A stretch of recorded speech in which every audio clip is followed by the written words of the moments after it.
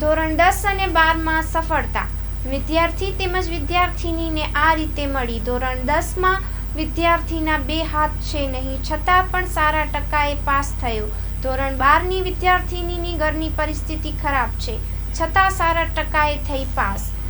જાણીએ કેવી રીતે તેમણે મેળવી સફળતા. રિપોર્ટ બાય દર્શન મહેતા, ભુજ.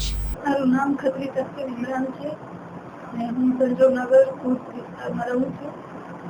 મેં ધોરણ 10 અને 12માં A1 ગ્રેડ મેળવ્યું છે, જેમાં ધોરણ 12માં મેં ખાનગી વિદ્યાર્થી તરીકે અભ્યાસ કર્યો છે.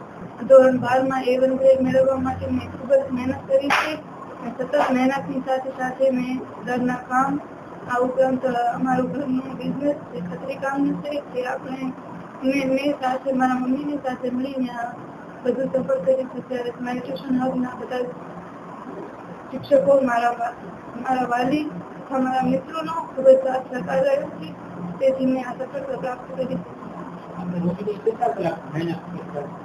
રોજની મેં સતત કહીએ તો 10 કલાક જેટલી રોજનું વાંચન હોય ત્યારે જ આવી મહેનત આવી સફળતા પ્રાપ્ત કરી શકીએ. મેં રોજનો 10-11 કલાક જેટલો વાંચન કર્યો છે. અને વિદ્યાર્થીઓને તમે શું માર્ગદર્શન આપવા આવી છે? હું અન્ય વિદ્યાર્થીઓને બધાને કહેવા માંગુ છું કે ગમે એવી પરિસ્થિતિ હોય, ઘરની પરિસ્થિતિ, પછી આપણી પોતાની પરિસ્થિતિ, પણ આપણે સખત મહેનત કરતા રહેવું. મારું નામ અશફાક સોનેજી છે. હું સ્માઇલ ટ્યુશન આપના સંચાલક તરીકે કાર્ય કરું છું. આ બે વિદ્યાર્થીઓ કુંભાર ફરાન અને ખત્રી તકસીમ મારી પાસે ભણેલ છે. અને ખત્રી તકસીમની વાત કરીએ તો એ જ્યારે નાની હતી, અંદાજિત ધોરણ 5 કે 6 માં હતી, ત્યારે એના પિતા ગુજરી ગયા અને ત્યારબાદ ઘરની પરિસ્થિતિ ખૂબ જ વિકટ હતી. એના મમ્મી દ્વારા અને એની બહેન દ્વારા ઘરનું કામ કરવામાં આવે. ત્યારબાદ ધોરણ 10 ની અંદર A1 ગ્રેડ લઈ આવી. ધોરણ 12 માં ખાનગી વિદ્યાર્થી તરીકે હતી અને ટ્યુશન ક્લાસની અંદર માત્ર અભ્યાસ કરતી.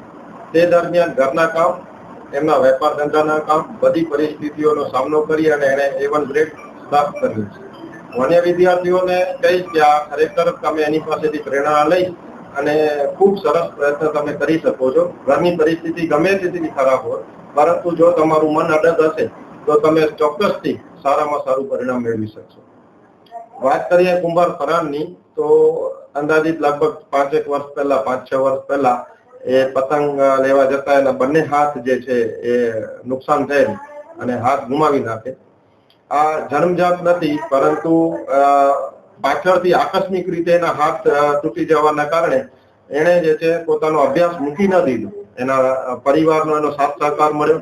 એની ઘરની પરિસ્થિતિ પણ ખૂબ જ વિકટ, તેમ છતાં પણ જે છે પોતે હિંમત હાર્યા વગર જે છે અભ્યાસ માટે સખત પ્રયત્ન કરતો રહ્યો. મોઢાથી લખે છે. જયારે 9મા ધોરણમાં મારી પાસે આવ્યો ત્યારે એમ અમને વિચાર આવતો કે એને આપણે ભણાવશું કઈ રીતે, પરંતુ પોતાના મોઢાથી લખી અને અમને બતાડ્યું ત્યારે અમને એની ઉપર વિશ્વાસ આવ્યો અને એણે પોતાની મહેનતથી, સખત મહેનતથી જે છે એણે ખૂબ આગળ જે છે પોતાની અભ્યાસ કર્યો અને અત્યારે ધોરણ 10 ની અંદર 71% ગુણ લઈ આવ્યો છે. આટલા સારા માર્ક્સ લઈ આવવા એ ખરેખર જે છે આપણી પાસે બધું હોવા છતાં, બધી ફેસિલિટી હોવા છતાં પણ આપણે જે છે સારા માર્ક્સ નથી લઈ આવી શકતા. ત્યારે આ છોકરાએ વિદ્યાર્થીઓને એક પ્રેરણા આપી છે કે તમારું મન અડગ રાખશો તો તમે ગમે તેવી સફળતા પ્રાપ્ત કરી શકશો. મારું નામ દાઉદ ઉમર કુંભાર. આ મારો પોતરો છે અને મુસ્લિમ એજ્યુકેશનમાં 10મામાં અભ્યાસ કરતો હતો. સ્માઇલ ટ્યુશનમાં એણે ટ્યુશન લીધેલું છે અને 10મામાં પરીક્ષામાં એને હેલ્પર પણ મળેલો લખવા માટે, પેપર લખવા માટે, અને સારા માર્કોથી પાસ થયેલ છે.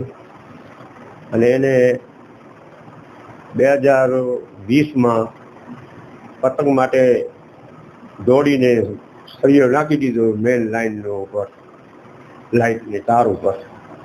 એના લીધે એના 2 હાથ ચાલ્યા ગયા છે. અને એના માટે બી ડિવિઝન પોલીસે ફરિયાદ લખાવેલી, જે તપાસ કરે કે જીબી હજી કોઈ જાતનો વળતર વગેરે આપેલ નથી. જીબીમાં ઘણી વાર રજૂઆત કરી સાહેબ, તો કોઈ જવાબ આપેલો નથી. સાહેબ એ એની મહેનતથી ને મોઢાથી લખે છે અને અભ્યાસ સારી રીતે મહેનત કરેલી છે. અને શિક્ષકોએ, ટ્યુશનના શિક્ષકોએ, શાળાના શિક્ષકોએ સારો એને પ્રોત્સાહન આપેલો છે ને એને પાસ થયેલ છે.